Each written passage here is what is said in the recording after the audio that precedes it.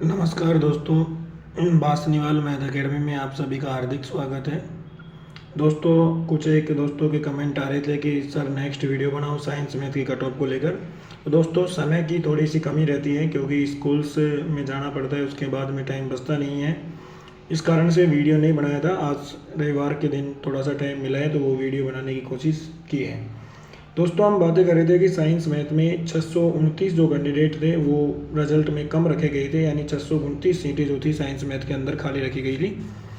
629 जो सीटें थी साइंस मैथ की खाली रखी थी, उन 629 सीटों की अपन ने चर्चा कर ली थी कि 335 सीटें प्रोविजनल थी और 294 सीटें जो थी वो बिल्कुल खाली रखी गई थी। इन पर कोई भी कैंडिडेट को शामिल नहीं किया गया था। 335 प्रोविजनल में थी। प्रोविजनल में कुछ एक विद्यार्थियों के डॉक्यूमेंट में जो कमी रह जाती है उनको देखा जाता है, यदि वो नहीं होती है तो फिर उनको बाहर कर दिया जाता है।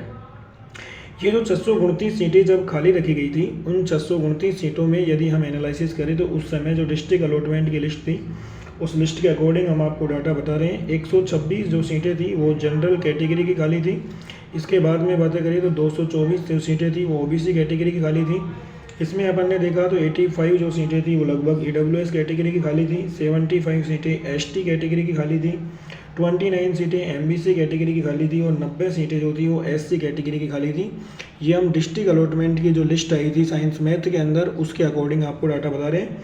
लेकिन 6 तारीख को साइंस मैथ की एक और लिस्ट जारी हुई है और उसमें 70 कैंडिडेटों का सिलेक्शन और हो चुका है।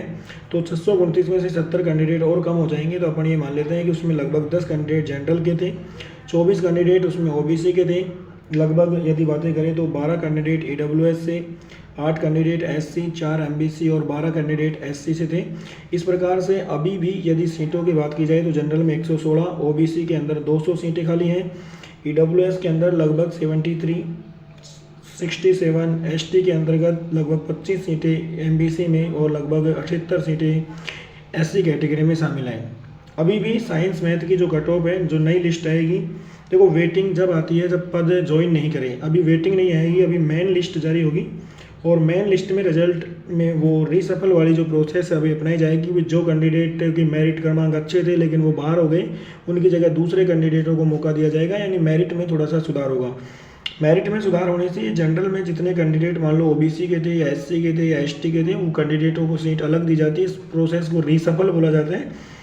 इस प्रोसेस से देखें तो जनरल की बहुत सी सीटें इन कैटेगरियों में बटेंगी। जनरल में यदि केवल जनरल कैटेगरी की बातें करें तो जनरल में जहाँ से जो कट ऑफ है वो लगभग 0.50 से लेकर 0.60 तक कम होने की संभावना है, क्योंकि यहाँ से ज़्यादातर सीटें कैटेगरी में दिया जाएगी और जनरल में ओबीसी कैंडिडेट ज़्यादा होते हैं तो लगभग ओबीसी को 50 सीट तक मिलने की संभावना है। तो ओबीसी की कट ऑफ यहाँ से देखें तो 1.10 से लेकर 1.40 नंबर तक ये कट ऑफ कम होने की संभावना है।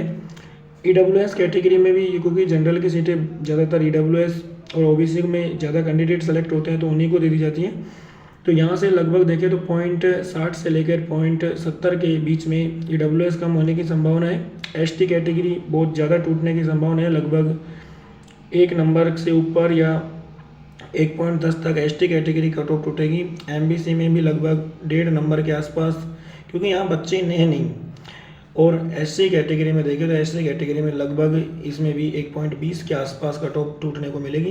केवल जनरल को छोड़ दिया जाए, जनरल में इसलिए छोड़ रहे हैं क्योंकि इनकी जब सीटें थी, जो बच्चे ज़्यादा नंबर वाले थे उनको दे दी जाएंगी। मतलब रीसफल प्रोसेस में ये सीटें वितरित कर दी जाती हैं कि जनरल में कितने कैंडिडेट ओबीसी के शामिल थे उसी आधार पर बांटी जाती हैं।